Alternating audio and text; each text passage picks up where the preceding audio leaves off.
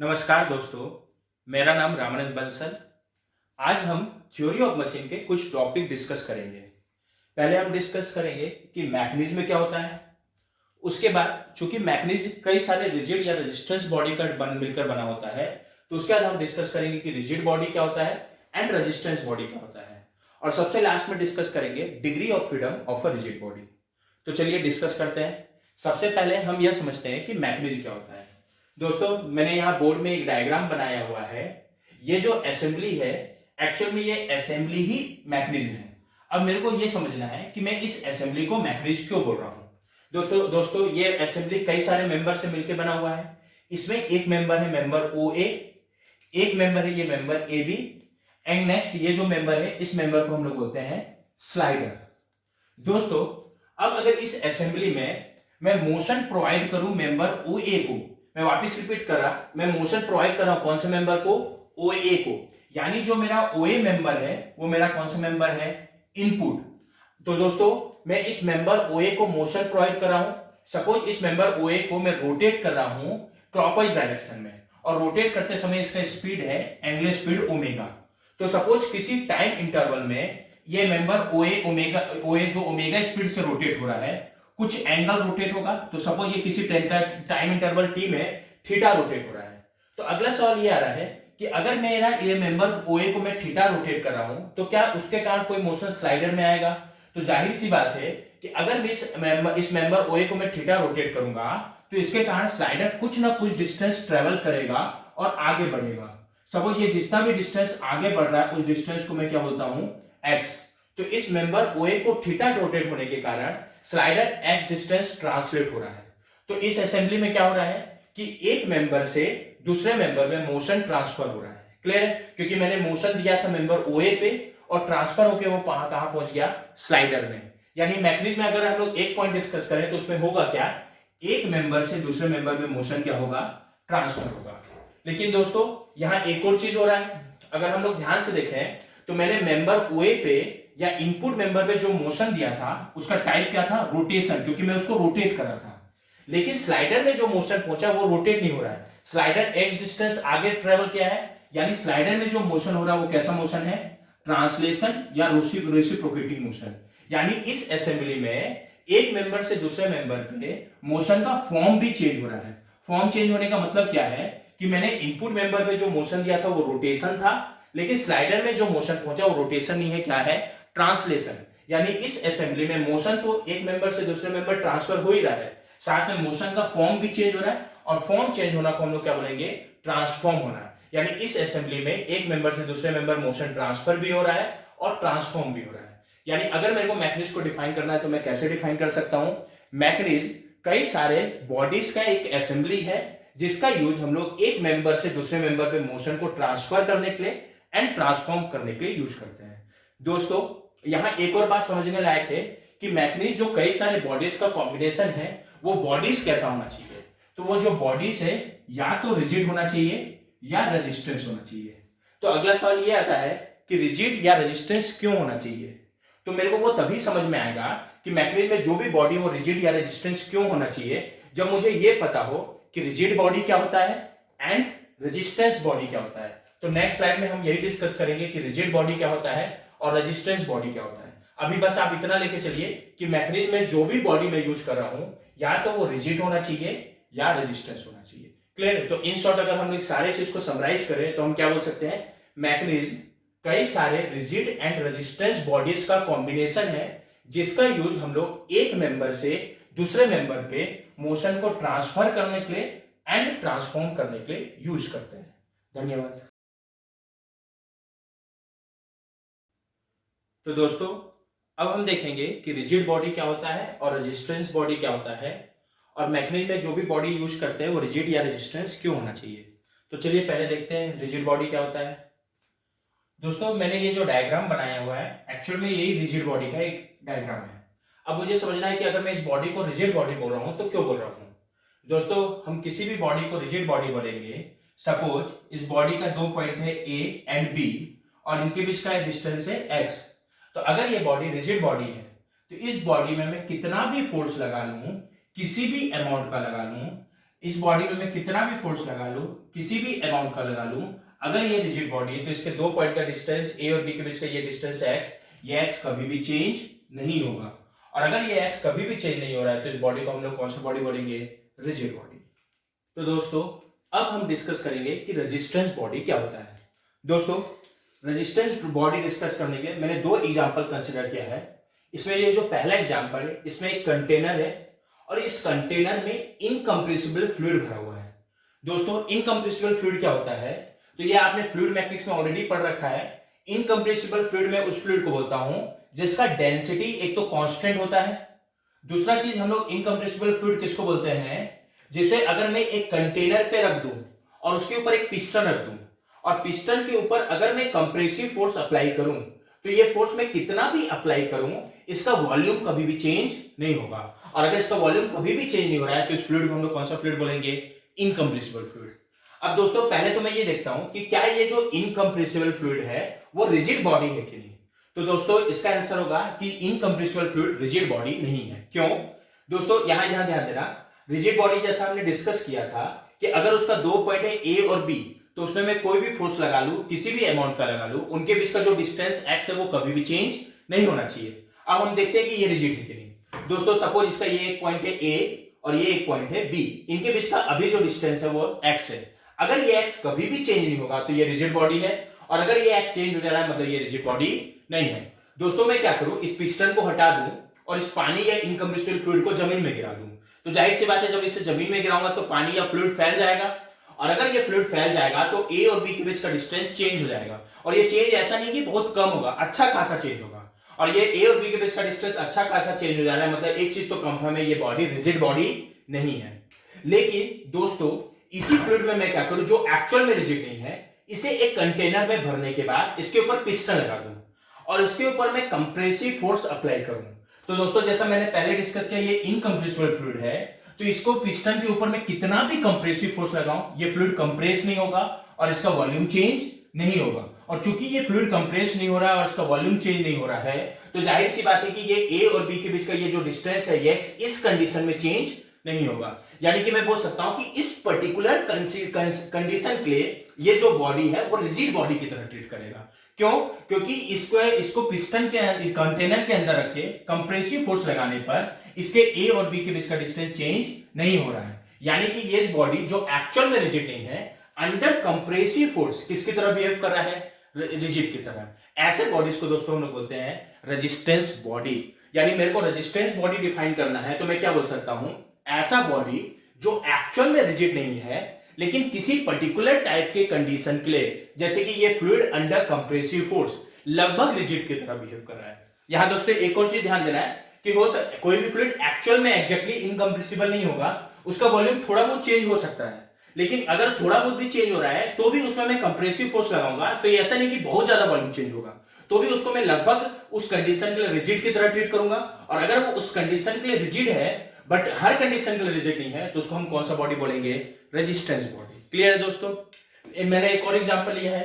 यहां ये जो मैंने सेकंड डायग्राम बनाया है ये एक बेल्ट का डायग्राम है। दोस्तों अगेन मैं अगर यहां चेक करूं ये बेल्ट रिजिड बॉडी है कि नहीं, तो दोस्तों इसका अगेन आंसर होगा ये रिजिड बॉडी नहीं है। क्यों नहीं है? अगर मैं इस बेल्ट को या कोई भी एक आप रस्सी जो घर में यूज करते हैं उसका एग्जांपल ले लो, अगर मैं उसमें दोनों सपोज इसका एक पॉइंट है ए और इसका एक पॉइंट है बी, उनके बीच का जो डिस्टेंस है वो है x। अगर इस बेल्ट में अगर मैं कंप्रेसिव फोर्स लगाऊंगा तो दोस्तों इजीली रिलेट कर सकते हो कि आप बेल्ट और रस्सी में कोई भी कंप्रेसिव फोर्स नहीं लगा सकते। जैसे ही मैं उसमें कंप्रेसिव फोर्स लगाने की कोशिश करूंगा बेल्ट या रस्सी फोल्ड हो जाएगा, और अगर वो फोल्ड हो जाएगा तो ये ए और बी के बीच का डिस्टेंस जो x है वो अच्छा खासा चेंज हो जाएगा। और अगर ये डिस्टेंस अच्छा खासा चेंज हो जा रहा है मतलब ये बॉडी जो भी है बट रिजिड बॉडी नहीं है। लेकिन अगर मैं चेक करूं, चलो ठीक है ये बेल्ट रिजिड बॉडी तो नहीं है अंडर कंप्रेसिव फोर्स, लेकिन वही अगर मैं इसमें कंप्रेसिव फोर्स की बजाय टेंसाइल फोर्स लगाऊं तो आप इजीली रिलेट कर सकते हो कि बेल्ट में मैं टेंसाइल फोर्स लगा सकता हूं। और जब मैं बेल्ट में टेंसाइल फोर्स लगाऊंगा तो ये ए और बी के बीच का डिस्टेंस चेंज नहीं होगा भी तो थोड़ा बहुत डिफॉर्मेशन के कारण चेंज होगा, मतलब वो बहुत ज्यादा चेंजेस नहीं है। यानी मैं बोल सकता हूं कि ये जो बेल्ट है जो एक्चुअल में रिजिड नहीं है क्योंकि ये अंडर कंप्रेसिव फोर्स इनके बीच का डिस्टेंस क्या हो जा रहा था? चेंज हो जा रहा था, बट ये अंडर टेंसाइल फोर्स लगभग किसकी तरह बिहेव कर रहा है? रिजिड की तरह। तो यहां मैं बेल्ट को भी मैं कौन सा फोर्स बॉडी बोलूंगा? Resistance body. यानी अगर मैं समराइज करूं तो रेजिस्टेंस बॉडी में ऐसे बॉडीज को बोलूंगा जो एक्चुअल में तो रिजिड नहीं है, बट किसी पर्टिकुलर टाइप के फोर्स के लिए या किसी पर्टिकुलर टाइप के कंडीशन के लिए लगभग किसकी तरह बिहेव करेगा, रिजिड बॉडी की तरह। क्लियर चीज दोस्तों। अगला ये सवाल आ रहा है, क्या मैं रिजिड बॉडी को रेजिस्टेंस बोल सकता हूं क्या? हाँ, तो इसका आंसर होगा मैं रिजिड बॉडी को रेजिस्टेंस बोल सकता हूं, क्योंकि रिजिड बॉडी हर टाइप के फोर्स को रेजिस्ट करेगा। लेकिन मैं रेजिस्टेंस बॉडी को रिजिड नहीं बोल सकता, क्योंकि रेजिस्टेंस बॉडी तब को मैं रिजिड तभी बोल पाऊंगा जब वो हर टाइप के फोर्स के लिए रिजिड की तरह बिहेव करे। लेकिन रेजिस्टेंस बॉडी कुछ पर्टिकुलर टाइप के फोर्स के लिए किसकी तरह बिहेव करेगा, रिजिड की तरह। तो जब भी मैं रिजिड बॉडी किसी बॉडी को बोल रहा हूं तो मुझे फोर्स बताने की जरूरत नहीं है, क्योंकि मेरे को पता है कि वो हर टाइप के फोर्स के लिए लगभग किसके उसमें कोई भी डिफॉर्मेशन नहीं आएगा।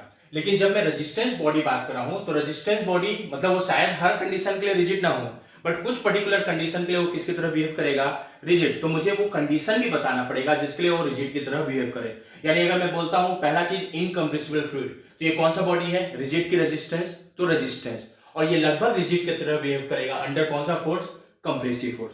अगला अगर एग्जांपल मैं लूं बेल्ट, तो बेल्ट कौन सा बॉडी है, रिजिड की रेजिस्टेंस, तो आंसर होगा रेजिस्टेंस, और वो अंडर टेंसाइल फोर्स लगभग किसकी तरह बिहेव करेगा, रिजिड की तरह। तो दोस्तों आज के अगर मैं इस पूरे लेक्चर को समराइज करूं तो रिजिड बॉडी वो बॉडी होता है जिसमें मैं कितना भी फोर्स लगा लूं, किसी भी अमाउंट का लगा लूं, उसका अगर दो पॉइंट है ए और बी तो उनके बीच का डिस्टेंस एक्स कभी भी चेंज नहीं होगा। दूसरा, रेजिस्टेंस बॉडी मैं उस बॉडी को बोलूंगा जो एक्चुअल में तो रिजिड नहीं है, लेकिन किसी पर्टिकुलर टाइप के फोर्स या कंडीशन के लिए लगभग किसके तरह बिहेव करेगा, रिजिड की तरह। For example incompressible fluid under compression and belt under tension. तो दोस्तों हमने ये समझ लिया कि मैकेनिज्म क्या होता है। मैकेनिज्म में जो भी बॉडीज हम लोग मैकेनिज्म बनाने के लिए यूज करेंगे वो सारे बॉडी या तो रिजिड होना चाहिए या रेजिस्टेंस होना चाहिए। हमने ये तो समझ लिया कि रिजिड या रेजिस्टेंस बॉडी क्या होता है। अब अगला सवाल आता है कि मैकेनिज्म में मैं जो भी बॉडी यूज कर रहा हूं वो रिजिड या रेजिस्टेंस क्यों होना चाहिए। तो दोस्तों मैकेनिज्म बनाने के लिए मैं जो भी बॉडी यूज कर रहा हूं या तो वो रिजिड होना चाहिए या फिर रेजिस्टेंस।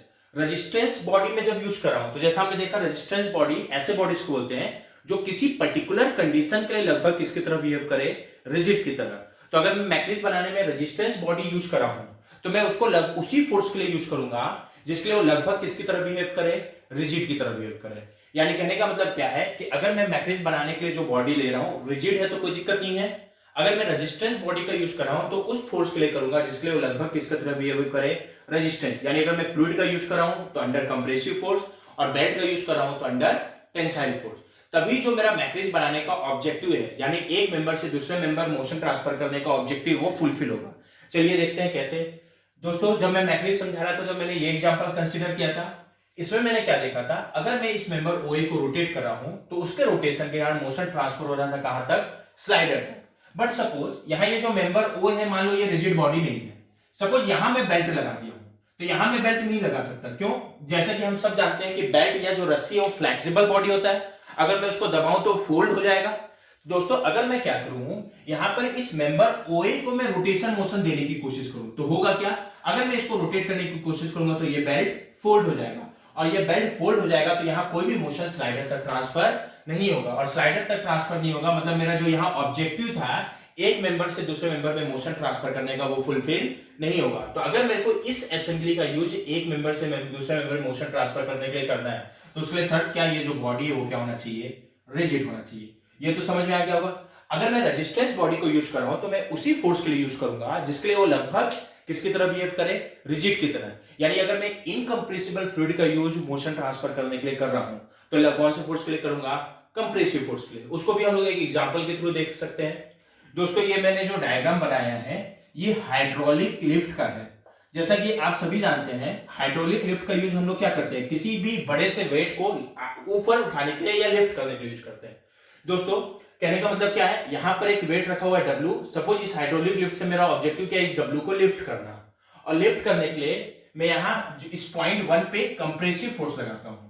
दोस्तों देखना ये आराम से इसका यूज करके मैं इसको लिफ्ट कर सकता हूं। कैसे, यहां पर ये जो इस कंटेनर में फ्लूइड भरा हुआ है वो इनकम्प्रेसिबल फ्लूइड है। अब दोस्तों सपोज अभी मैं इस पे कोई भी फोर्स नहीं लगा रहा हूं और ये इक्विलिब्रियम कंडीशन में है, और इक्विलिब्रियम कंडीशन में है। अब मेरा ऑब्जेक्टिव क्या है कि इस वेट को मेरे को लिफ्ट करना है, यानी इस पॉइंट 2 को मेरे को किधर मूव करना है, ऊपर मूव करना है। तो उसके लिए मैं फोर्स कहां पर लगाऊंगा, पॉइंट 1 पे। और कैसा फोर्स लगाऊंगा, कंप्रेसिव। तो इस फोर्स के कारण क्या होगा, ये पॉइंट 2 लिफ्ट होकर ऊपर जाएगा। कैसे दोस्तों, अगर मैं इस पॉइंट 1 पे कंप्रेसिव फोर्स लगाऊंगा तो अभी ये नॉन इक्विलिब्रियम कंडीशन में आ जाएगा, और इस कंप्रेसिव फोर्स के कारण कुछ वॉल्यूम ऑफ लिक्विड नीचे की तरफ जाएगा। और जैसा कि मुझे पता है कि ये इनकंप्रेसिबल फ्लूइड है, तो मतलब मेरे को ये भी पता है कि इसको मैं कितना भी कंप्रेसिव फोर्स लगा लूं, इसका वॉल्यूम चेंज नहीं होगा। तो जब मैं यहां F फोर्स लगाऊंगा तो जितना वॉल्यूम ऑफ लिक्विड नीचे जाएगा उतना ही वॉल्यूम ऑफ लिक्विड इधर क्या होगा, ऊपर आएगा। क्यों ऊपर आएगा, क्योंकि मेरे को पता है इसका वॉल्यूम चेंज नहीं हो रहा है। तो जितना वॉल्यूम ऑफ लिक्विड इधर नीचे जा रहा है उतना वॉल्यूम ऑफ लिक्विड इधर ऊपर आएगा, और इसके ऊपर आने के कारण ये पॉइंट 2 किधर मूव करेगा, ऊपर की तरफ। और पॉइंट 2 ऊपर की तरफ मूव करेगा तो W भी किधर जाएगा, ऊपर। यानी यहां मोशन ट्रांसफर होगा पॉइंट 1 से पॉइंट 2 से तक। और यहां मोशन ट्रांसफर करने के लिए मैंने किस फ्लूइड का यूज किया, इनकंप्रेसिबल फ्लूइड का। और इनकंप्रेसिबल फ्लूइड का यूज किस फोर्स के लिए किया, कंप्रेसिव फोर्स के लिए। यानी कहने का मतलब क्या है कि मैकेनिज्म में जो भी बॉडी होना चाहिए या तो रिजिड होना चाहिए या रेजिस्टेंस। अगर मैं रेजिस्टेंस बॉडी मोशन ट्रांसफर करने के लिए कर रहा हूं तो उसी फोर्स के लिए करूंगा जिसके लिए वो लगभग किसकी तरह बिहेव करे, रिजिड की तरह। ओके, तो दोस्तों अब हम डिस्कस करेंगे degree of freedom of a rigid body. दोस्तों हम लोग रिजिड बॉडी का डिग्री ऑफ फ्रीडम दो केस में डिस्कस करेंगे। Degree of freedom of a rigid body, जब बॉडी एक स्पेस में कहीं भी जाने के लिए है। दूसरा, degree of freedom of a rigid body, जब बॉडी में जो मोशन हो रहा है केवल एक प्लेन में हो रहा है। हर केस में भी हम लोग दो केस डिस्कस करेंगे। जब हम स्पेस का केस डिस्कस करेंगे तो उसमें एक केस लेंगे जब बॉडी स्पेस में कहीं भी जाने के लिए फ्री है, और दूसरा केस लेंगे जब बॉडी स्पेस में किसी डायरेक्शन में मूव करने के लिए रेस्ट्रिक्टेड है। सेम हम लोग जब प्लेन का केस डिस्कस करेंगे तो उसमें भी दो केस डिस्कस करेंगे, जब बॉडी प्लेन में कहीं भी जाने के लिए फ्री है, और दूसरा जब बॉडी प्लेन में तो है और प्लेन में भी कुछ डायरेक्शन में मूव करने के लिए क्या है, रेस्ट्रिक्टेड है। ओके, तो दोस्तों अब हम डिग्री ऑफ फ्रीडम समझेंगे, और उसको समझने के लिए मैंने जो पहला एग्जांपल लिया है वो degree of freedom of a rigid body, जब बॉडी स्पेस में है और स्पेस में कहीं भी जाने के लिए फ्री है। अब दोस्तों सपोज उसको समझने के लिए, सपोज ये जो मार्कर है ये मेरा एक रिजिड बॉडी है, और ये मार्कर या ये जो रिजिड बॉडी है इस स्पेस में कहीं भी जाने के लिए फ्री है। तो अगर मुझे इसका डिग्री ऑफ फ्रीडम देखना है तो मुझे ये देखना पड़ेगा कि ये इस स्पेस में कितने इंडिपेंडेंट डायरेक्शन में मूव कर सकता है। तो चलो देखते हैं। जैसा कि दोस्तों हम जानते हैं स्पेस में 3 इंडिपेंडेंट एक्सिस होता है। सपोज ये मेरा एक्स एक्सिस है, ये वाई एक्सिस है, और ये जेड एक्सिस, जिसे बोर्ड में मैंने ऐसे बनाया है। और कोई भी बॉडी मैक्सिमम 2 टाइप के मोशन कर सकता है, या तो वो बॉडी ट्रांसलेट करेगा या बॉडी रोटेट करेगा। अब मुझे ये देखना है कि ये रिजिड बॉडी जब इस स्पेस में कहीं भी जाने के लिए फ्री है तो कितने इंडिपेंडेंट ट्रांसलेशन मोशन कर सकता है एंड कितने इंडिपेंडेंट रोटेशन मोशन कर सकता है। पहले हम ये देखेंगे कि ये मार्कर कितने इंडिपेंडेंट ट्रांसलेशन मोशन कर सकता है। तो चलिए देखते हैं। एक तो ये बॉडी ट्रांसलेट कर सकता है अलोंग एक्स एक्सिस, ये हो गया translation along X axis. Similarly ये बॉडी ट्रांसलेट कर सकता है अलोंग वाई एक्सिस, ये हो गया translation along Y axis. Similarly ये बॉडी ट्रांसलेट कर सकता है अलोंग जेड एक्सिस, ये हो गया ट्रांसलेशन अलोंग जेड एक्सिस। यानी अगर हम देखें ट्रांसलेशन से रिलेटेड टोटल कितने इंडिपेंडेंट मोशन हो सकता है, तो 3। क्या क्या, translation along X axis, translation along Y axis and translation along Z axis. Similarly ये बॉडी रोटेट भी कर सकता है। तो अब हम ये देखेंगे कि ये रोटेशन से रिलेटेड टोटल कितने इंडिपेंडेंट मोशन कर सकता है। तो लेट्स सी। तो दोस्तों सबसे पहले ये एक्स एक्सिस, ये एक तो बॉडी रोटेट कर सकता है एक्स एक्सिस की ओर, ये हो गया rotation about X axis. Similarly ये बॉडी रोटेट कर सकता है वाई एक्सिस की ओर, ये हो गया हम लोग का वाई एक्सिस, और ये हो गया rotation about Y axis. Similarly ये बॉडी रोटेट कर सकता है जेड एक्सिस की ओर, ये हो गया जेड एक्सिस, और ये हो गया रोटेशन अबाउट जेड एक्सिस। यानी अगर हम रोटेशन से रिलेटेड देखें तो ये टोटल कितने इंडिपेंडेंट मोशन कर सकता है, 3। क्या क्या, rotation about X axis, second rotation about Y axis and third rotation about Z axis. तो दोस्तों अगर हम ओवरऑल देखें तो ये टोटल कितने इंडिपेंडेंट मोशन कर सकता है, 6 में 6 क्या, 3 translation along X axis, along Y axis and along Z axis, and 3 rotation about X axis, about Y axis and about Z axis. तो दोस्तों इसका डिग्री ऑफ फ्रीडम कितना होगा, 6। यानी अगर मेरे को डिग्री ऑफ फ्रीडम डिफाइन करना है तो मैं कैसे डिफाइन कर सकता हूं, कोई भी बॉडी जितने नंबर ऑफ इंडिपेंडेंट मोशन कर सकता है उस नंबर ऑफ इंडिपेंडेंट मोशन को ही हम लोग क्या बोलेंगे, डिग्री ऑफ फ्रीडम। और जब बॉडी स्पेस में कहीं भी जाने के लिए फ्री है तो कितने इंडिपेंडेंट मोशन कर सकता है? 6। इसलिए इसका डिग्री ऑफ फ्रीडम कितना होगा? 6। दोस्तों मुझे यहां यह भी ध्यान रखना है कि जब बॉडी स्पेस में कहीं भी जाने के लिए फ्री है तो 6 मोशन क्या क्या है, जैसे 3 translation along X Y and Z axis and 3 rotation about X Y and Z axis. ये तो हो गया एक तरीका डिग्री ऑफ फ्रीडम का। दोस्तों हम डिग्री ऑफ फ्रीडम के एक और तरीके से डिफाइन कर सकते हैं। दोस्तों वो दूसरा तरीका क्या है, हम लोग ये एग्जांपल कंसीडर कर रहे हैं। सपोज ये बॉडी जो इस स्पेस में कहीं भी जाने के लिए फ्री है, इस मोशन से पहले कहीं रखा होगा, तो सपोज इसका ये इनिशियल पॉइंट है ए। अब ये बॉडी इस स्पेस में जो कहीं भी जाने के लिए फ्री है, सपोज इसको मूव करके कोई मैं नए पॉइंट पे ले गया, सपोज ये नया पॉइंट है पॉइंट बी। तो ये जब बॉडी का पोजीशन पॉइंट ए से पॉइंट बी में चेंज हो रहा है, तो इस नए पोजीशन को डिफाइन करने के लिए मुझे जितने इंडिपेंडेंट पैरामीटर बताने पड़ेंगे, उस नंबर ऑफ इंडिपेंडेंट पैरामीटर या कोऑर्डिनेट को मैं क्या बोलूंगा? Degree of freedom. जैसे इसी एग्जांपल से समझे, तो अगर इस बॉडी का पोजीशन ए से बी चेंज हो रहा है तो मुझे क्या क्या बताना पड़ेगा? अगर इस बॉडी का पोजीशन ए से बी चेंज हो रहा है तो एक तो मुझे ये बताना पड़ेगा कि जब ये ए से बी गया तो एक्स एक्सिस कह लो कितना सेंटीमीटर आगे ट्रांसलेट हुआ या पीछे ट्रांसलेट हुआ। सिमिलरली मुझे क्या बताना पड़ेगा, जब ये ए से बी गया तो वाई कह लो कितना ट्रांसलेट हुआ, यानी कितना आगे गया वाई कह लो या कितना पीछे गया। सिमिलरली मुझे ये बताना पड़ेगा कि जब ये पॉइंट ए से बी गया तो जेड कह लो कितना ट्रांसलेट हुआ, यानी जेड एक्सिस कह लो कितना आगे गया या कितना पीछे। यानी मेरे को जब इसका पोजीशन ए से बी चेंज हो रहा है तो ट्रांसलेशन से रिलेटेड कितनी इंफॉर्मेशन देने पड़ेंगे? 3। एक तो एक्स एक्सिस कह लो, दूसरा वाई कह लो और तीसरा जेड कह लो। सिमिलरली अगर इसका पोजीशन ए से बी चेंज हो रहा है तो मुझे ए से बी चेंज हो रहा है तो ये रोटेट भी हो सकता है, तो मुझे अगर बी पोजीशन को डिफाइन करना है तो रोटेशन से रिलेटेड मेरे को क्या बताना पड़ेगा कि अगर ये ए से बी गया तो एक्स एक्सिस के अबाउट कितना डिग्री रोटेट हुआ।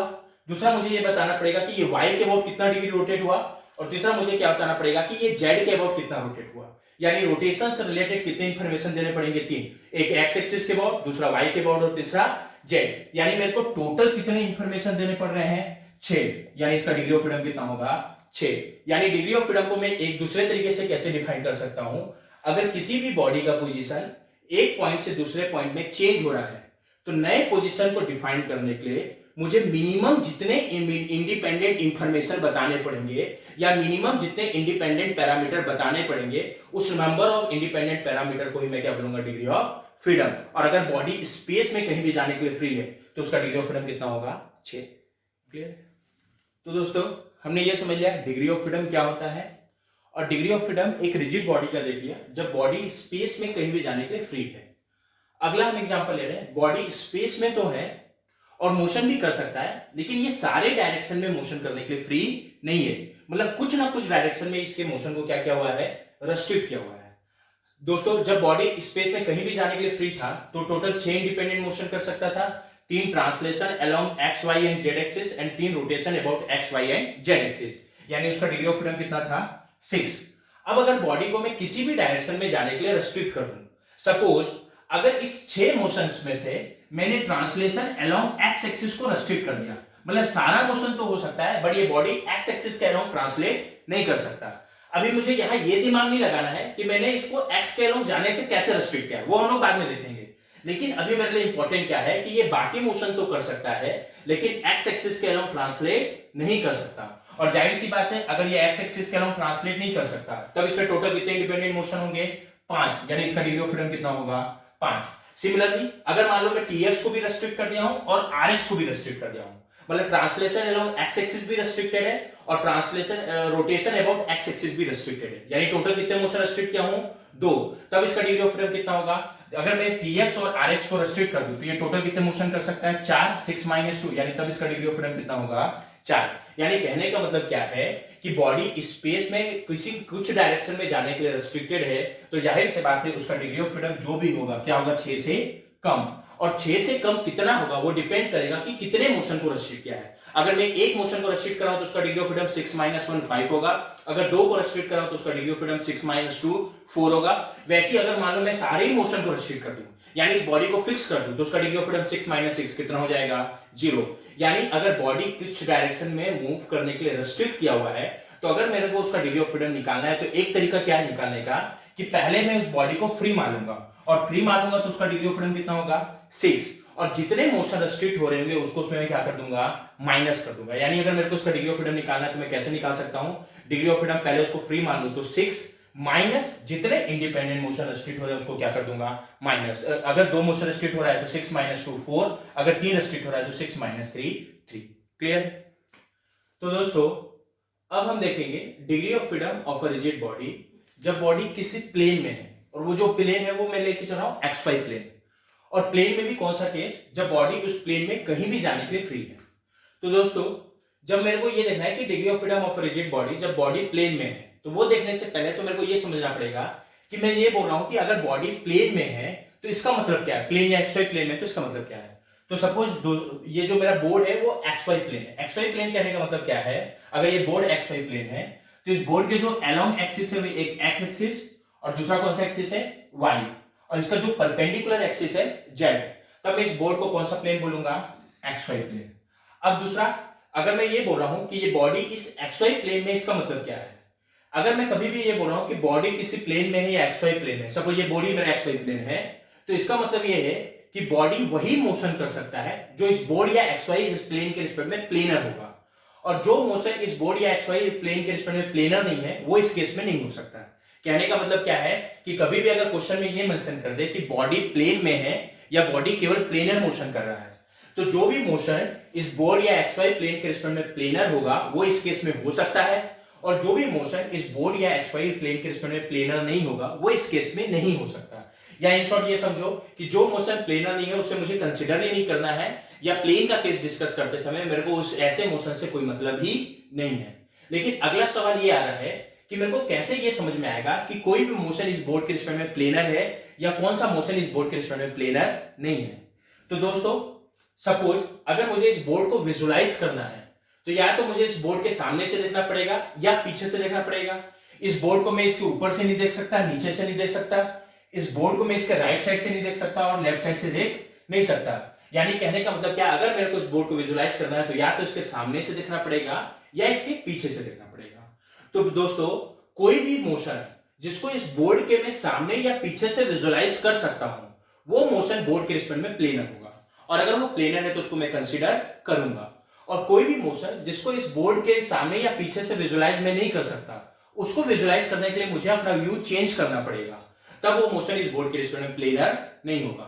सपोज अगर मान लो मैं ये मोशन कंसीडर कर रहा हूं ट्रांसलेशन अलोंग एक्स एक्सिस, तो दोस्तों आप इजीली रिलेट कर सकते हो ये एक्स के लोग कितना आगे जा रहा है या पीछे में सामने से देख के समझ सकता हूं, और चूंकि इसको मैं बोर्ड के सामने से विजुलाइज कर पा रहा हूं यानी ये बोर्ड के रिस्पेक्ट में प्लेनर मोशन होगा, और ये प्लेनर है तो उसे मैं इस केस में कंसीडर करूंगा। लेकिन अगर मैं वही कंसीडर करूं ये ट्रांसलेशन अलोंग जेड एक्सिस, तो ये जेड के लोग कितना आगे जा रहा है या पीछे मैं सामने से देख के नहीं बता सकता। अगर मुझे इस मोशन को विजुलाइज करना है तो या तो इसके राइट से देखना पड़ेगा या इसके लेफ्ट से, यानी मुझे अपना व्यू क्या करना पड़ रहा है, चेंज। और चूंकि मुझे अपना व्यू चेंज करना पड़ रहा है मतलब ये बोर्ड के रिस्पेक्ट में प्लेनर मोशन नहीं होगा, और अगर ये प्लेनर मोशन नहीं है तो उसे मुझे कंसीडर इस केस में करना नहीं है। यानी आप ये समझ गए होंगे प्लेन का मतलब क्या है। तो अब हम ये डिस्कस करते हैं कि जब बॉडी XY प्लेन में कहीं भी जाने के लिए फ्री है तो उसका डिग्री ऑफ फ्रीडम क्या होगा। तो मुझे ये देखना पड़ेगा कि जब बॉडी स्पेस में था तो टोटल कितने मोशन कर पा रहा था, 6। क्या क्या, 3 translation along x axis, along y axis and along z axis, and 3 rotation about x axis, about y axis and about z axis। तो अब मैं ये देखूंगा इस 6 मोशन में से कौन सा मोशन इस प्लेन के केस में हो सकता है, यानी कौन सा मोशन प्लेनर है और कौन सा मोशन इस बोर्ड या प्लेन के रिस्पेक्ट में प्लेनर नहीं है। जो मोशन प्लेनर होगा उसको मैं कंसीडर करूंगा, और जो मोशन प्लेनर नहीं होगा उससे मेरे को कोई मतलब ही ये नहीं है, यानी मैं उसे कंसीडर नहीं करूंगा। तो चलिए 1 by 1 चेक करते हैं। सबसे पहले consider translation along X axis. दोस्तों ये है ट्रांसलेशन अलोंग एक्स एक्सिस। आप इजीली रिलेट कर सकते हो कि ये एक्स के लोग कितना आगे जा रहा है या पीछे जा रहा है मैं सामने से देख के बता सकता हूं, और चूंकि इसे मैं सामने से विजुलाइज कर पा रहा हूं यानी ये कौन सा मोशन होगा, प्लेनर। और चूंकि ये प्लेनर मोशन है इसलिए इसको हम इस केस में कंसीडर करेंगे, इसलिए मैंने यहां कंसीडर किया है translation along X axis. Next translation along Y axis. दोस्तों ये है ट्रांसलेशन अलोंग वाई एक्सिस। तो अगेन आप इजीली विजुलाइज कर सकते हो ये वाई के लोग कितना ऊपर जा रहा है या नीचे जा रहा है मैं बोर्ड के सामने से देख के बता सकता हूं, और चूंकि इसे मैं बोर्ड के सामने से विजुलाइज कर पा रहा हूं यानी ये भी कौन सा मोशन होगा, प्लेनर। और चूंकि ये प्लेनर इसलिए मैं इसे कंसीडर करूंगा। यानी ट्रांसलेशन अलोंग वाई एक्सिस भी इस केस में हो सकता है। Next, translation along Z axis, ये रहा जेड एक्सिस, और ये ट्रांसलेशन अलोंग जेड एक्सिस। दोस्तों ये जेड के अलोंग कितना आगे जा रहा है या पीछे जा रहा है, मैं इसे बोर्ड के सामने से देख के बता नहीं सकता। अगर मुझे इसे विजुलाइज करना है तो या तो इसके राइट से देखना पड़ेगा या लेफ्ट से, यानी मुझे अपना व्यू क्या करना पड़ रहा है, चेंज करना। और चूंकि अपना व्यू मुझे चेंज करना पड़ रहा है, यानी ये इस बोर्ड के रिस्पेक्ट में प्लेनर मोशन नहीं होगा, और चूंकि ये प्लेनर नहीं है इसलिए मैं इसे कंसीडर नहीं करूंगा। यानी जब हम लोग केवल ट्रांसलेशन से रिलेटेड देखें तो जब बॉडी एक्स वाई प्लेन में कहीं भी जाने के लिए फ्री है तो कितने इंडिपेंडेंट मोशन कर रहा है ट्रांसलेशन से रिलेटेड, दो। एक क्या, ट्रांसलेशन अलोंग एक्स एक्सिस, और दूसरा ट्रांसलेशन अलोंग वाई एक्सिस। अब हम लोग रोटेशन के लिए चेक करते हैं। तो जब बॉडी स्पेस में कहीं भी जाने के लिए फ्री था तो कितने रोटेशन मोशन कर पा रहा था, rotation about X axis, rotation about Y axis and rotation about Z axis. अब वन बाय वन हम लोग चेक करते हैं इनमें से कौन सा रोटेशन मोशन इसके इसमें प्लेनर है और कौन सा नहीं है। तो let's first consider rotation about X axis. दोस्तों ये रहा एक्स एक्सिस और ये रोटेशन अबाउट एक्स एक्सिस। दोस्तों अगेन आप इजीली समझ सकते हो कि ये एक्स के अबाउट कितना रोटेट हो रहा है, इसको मैं बोर्ड के सामने से विजुलाइज नहीं कर सकता। अगर इस रोटेशन को मुझे देखना है तो या तो बोर्ड के लेफ्ट से देखना पड़ेगा या बोर्ड के राइट से, यानी मुझे अपना व्यू क्या करना पड़ रहा है, चेंज। और चूंकि मुझे अपना व्यू चेंज करना पड़ रहा है यानी इस केस में वो बोर्ड के रिस्पेक्ट में प्लेनर मोशन नहीं है, और चूंकि ये प्लेनर नहीं है इसलिए मैं इसे कंसीडर नहीं करूंगा। Next, rotation about Y axis. दोस्तों ये रहा वाई एक्सिस और ये होगा rotation about Y axis. Again आप इजीली समझ सकते हो कि ये वाई के अबाउट कितना रोटेट हो रहा है मैं बोर्ड के सामने से नहीं बता सकता। अगर मुझे इस रोटेशन को देखना है तो या तो ऊपर से देखना पड़ेगा या नीचे से, यानी मुझे अपना व्यू क्या करना पड़ रहा है, चेंज। और चूंकि मुझे अपना व्यू चेंज करना पड़ रहा है तो अगेन मैं इसे इस केस में कंसीडर नहीं करूंगा क्योंकि रोटेशन अबाउट वाई एक्सिस भी प्लेनर मोशन नहीं होगा। Last, rotation about Z axis. दोस्तों ये रहा जेड एक्सिस और ये क्या होगा, रोटेशन अबाउट जेड एक्सिस। दोस्तों आप इजीली समझ सकते हो कि ये जेड के अबाउट कितना रोटेट हो रहा है मैं इसे बोर्ड के सामने से देख के विजुलाइज कर सकता हूं। अगर सपोज ये जेड एक्सिस के और ऐसा रोटेट हो रहा है तो आप इजीली बोर्ड के सामने से देख के बता सकते हो कि ये बॉडी कैसा रोटेट हो रहा है, क्लॉकवाइज। यानी रोटेशन अबाउट जेड एक्सिस को मैं बोर्ड के सामने से विजुलाइज कर सकता हूं, और चूंकि इसे मैं बोर्ड के सामने से विजुलाइज कर सकता हूं इसलिए रोटेशन अबाउट जेड एक्सिस कौन सा मोशन होगा, बोर्ड के रिस्पेक्ट में प्लेनर। और चूंकि ये बोर्ड या एक्स वाई के रिस्पेक्ट में प्लेनर है इसलिए मैं इसे कंसीडर करूंगा। यानी अगर मैं कभी भी ये बोलता हूं कि कोई भी बॉडी प्लेन में है, वो प्लेन को सपोज समझने के लिए हमने एक्स वाई प्लेन लिया है और उस प्लेन में कहीं भी जाने के लिए फ्री है, तो टोटल कितने इंडिपेंडेंट मोशन कर सकता है, तीन में क्या, दो translation along X axis and along Y axis and एक रोटेशन अबाउट जेड एक्सिस। और चूंकि वो तीन इंडिपेंडेंट मोशन कर पा रहा है इसलिए इसका डिग्री ऑफ फ्रीडम कितना होगा, 3। अगेन दोस्तों मुझे यहां ये भी ध्यान रखना है कि तीन में क्या क्या मोशन हो पा रहा है। अगर वो एक्स वाई प्लेन में कहीं भी जाने के लिए फ्री है तो एक्स और वाई के अलोंग ट्रांसलेशन और थर्ड एक्सिस यानी जेड के अबाउट क्या कर सकता है, रोटेशन, और इसलिए इसका डिग्री ऑफ फ्रीडम कितना होगा, 3। दोस्तों हमने ये डिस्कस कर लिया कि जब कोई भी एक रिजिड बॉडी प्लेन में कहीं भी जाने के लिए फ्री है, वो प्लेन समझने के लिए हमने एक्स वाई प्लेन लिया तो उसका डिग्री ऑफ फ्रीडम कितना होगा, 3 में क्या क्या मोशन हो सकता था, दो translation along X and Y axis and एक रोटेशन अबाउट जेड एक्सिस। अब ये देखेंगे कि अगर बॉडी प्लेन में तो है, जब मैंने प्लेन बोल दिया यानी ये तो कंफर्म है इस 3 मोशन के अलावा और कोई मोशन नहीं हो सकता। लेकिन इस प्लेन में भी कहीं भी जाने के लिए फ्री नहीं है, इस प्लेन में भी वो कुछ डायरेक्शन में क्या किया हुआ है, रेस्ट्रिक्ट किया हुआ है, तो उसका डिग्री ऑफ फ्रीडम क्या होगा। तो दोस्तों जब ये प्लेन में कहीं भी जाने के लिए फ्री था तो कितने इंडिपेंडेंट मोशन कर पा रहा था, 3, translation along X axis along Y axis and third rotation about Z axis. अब मान लो मैंने इस 3 मोशन में से कोई भी मोशन को रेस्ट्रिक्ट कर दिया, सपोज इस 3 मोशन में से मैंने रेस्ट्रिक्ट कर दिया translation along X axis. Again दोस्तों अभी मुझे ये इंपॉर्टेंट नहीं है कि मैंने इस मोशन को कैसे रेस्ट्रिक्ट किया है, इंपॉर्टेंट ये है कि translation along X axis restricted है और translation along X axis restricted है यानी ये मोशन नहीं हो सकता। तो अगर इस 3 मोशन में से मैंने एक प्लेनर मोशन को रेस्ट्रिक्ट कर दिया है तो टोटल कितने मोशन हो सकते हैं, केवल 2, और 2 मोशन होगा यानी जाहिर सी बात है इसका डिग्री ऑफ फ्रीडम कितना होगा, 2। अगर मैंने सपोज टीएक्स को भी रेस्ट्रिक्ट कर दिया और टीवाई को भी रेस्ट्रिक्ट कर दिया है तब कितने मोशन रेस्ट्रिक्ट कर दिया, टीएक्स एंड टीवाई 2 मोशन, और 2 मोशन रेस्ट्रिक्ट कर दिया तो केवल कौन सा मोशन हो पाएगा, रोटेशन अबाउट जेड एक्सिस। यानी इस केस में इसका डिग्री ऑफ फ्रीडम कितना होगा, 1। सपोज मैंने तीनों ही मोशन को रेस्ट्रिक्ट कर दिया मतलब ये बॉडी फिक्स हो जाएगा यानी इसका डिग्री ऑफ फ्रीडम कितना होगा, 0। कहने का मतलब ये है कि अगर बॉडी इस प्लेन में कहीं भी जाने के लिए फ्री था तो उसका डिग्री ऑफ फ्रीडम कितना था, 3। तो अगर इस 3 में से मैंने इसे कहीं ना कहीं रेस्ट्रिक्ट कर दिया है तो इसका डिग्री ऑफ फ्रीडम जो भी होगा पक्का है 3 से क्या होगा, कम होगा। और 3 से कितना कम होगा? अगर मैंने एक मोशन को रेस्ट्रिक्ट किया है तो 3 - 1 2, अगर दो को रेस्ट्रिक्ट किया है तो 3 - 2 1। कहने का मतलब क्या है, अगर बॉडी प्लेन में है और किसी ना किसी डायरेक्शन में रेस्ट्रिक्ट है, तो अगर मेरे को उसका डिग्री ऑफ फ्रीडम निकालना है तो मैं कैसे निकाल सकता हूं? पहले उस बॉडी को मैं प्लेन में फ्री मान लूंगा, और प्लेन में फ्री मान लूंगा तो उसका डिग्री ऑफ फ्रीडम कितना होगा? 3। और उसमें से जितने भी मोशन रेस्ट्रिक्ट हो रहा है उस number of independent planar motion को मैं क्या कर दूंगा? माइनस कर दूंगा। तो उसका डिग्री ऑफ फ्रीडम कितना आ जाएगा? अगर एक मोशन रेस्ट्रिक्ट हो रहा है तो 3 - 1 2, अगर दो मोशन रेस्ट्रिक्ट हो रहा है तो उसका डिग्री ऑफ फ्रीडम कितना होगा? 3 - 2 1। क्लियर है? तो दोस्तों हमने degree of freedom of rigid body देख लिया। उसमें क्या क्या देखा? जब बॉडी स्पेस में है और स्पेस में कहीं भी जाने के लिए फ्री है तो उसका डिग्री ऑफ फ्रीडम क्या होगा? कितना होगा? 6। 6 में क्या क्या? 3 translation along X Y and Z axis, and 3 rotation about X axis, about Y axis and about Z axis. अगर बॉडी स्पेस में तो है बट किसी ना किसी डायरेक्शन में रेस्ट्रिक्टेड है तो उसका डिग्री ऑफ फ्रीडम कितना होगा? 6 माइनस जितने इंडिपेंडेंट मोशन क्या हो रहे हैं? रेस्ट्रिक्ट हो रहे हैं। अगला हमने क्या देखा? जब बॉडी प्लेन में, और प्लेन भी हमने कौन सा प्लेन लिया था समझने के लिए? X Y plane. तो जब बॉडी एक्स वाई प्लेन में या प्लेन में कहीं भी जाने के लिए फ्री है तो उसका डिग्री ऑफ फ्रीडम कितना था? 3। 3 में क्या? 2 translation along X along Y axis and एक रोटेशन अबाउट जेड एक्सिस। अगला, जब बॉडी प्लेन में तो है बट उस प्लेन में किसी ना किसी डायरेक्शन में जाने के लिए, किसी कुछ डायरेक्शन में जाने के लिए क्या किया हुआ है? रेस्ट्रिक्ट हुआ है। तो जाहिर सी बात है उसका डिग्री ऑफ फ्रीडम जो भी होगा 3 से क्या होगा? कम। और वो निकालने का तरीका क्या है? पहले उसे मैं प्लेन में फ्री मान लूंगा, यानी कितना ले लूंगा? 3 माइनस उसमें जितने भी प्लेनर मोशन रेस्ट्रिक्ट हो रहे हैं उसको क्या कर दूंगा?